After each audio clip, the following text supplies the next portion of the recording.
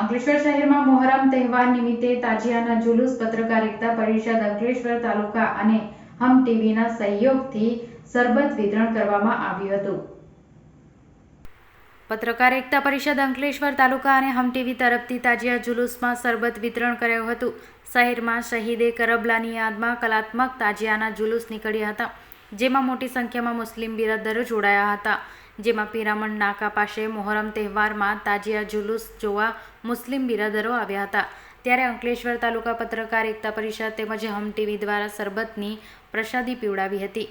જેમાં ભરૂચ જિલ્લા પત્રકાર પરિષદના પ્રમુખ અતુલ મુલાણી, તાલુકા પ્રમુખ કેયુર રાણા, હમ ટીવીના ડાયરેક્ટર અસલમ ખેરાણી, અશફાક બાગવાલા, નજમુદ્દીન શેખ, વિનોદ પટેલ, સાંસદ ખેરાણી, સુરજ પટેલ, મહેશ મુલાણી અને શહેરના અન્ય પત્રકાર દ્વારા શરબતનું વિતરણ કરી તાજિયામાં સેવાકીય પ્રવૃત્તિ કરી હતી.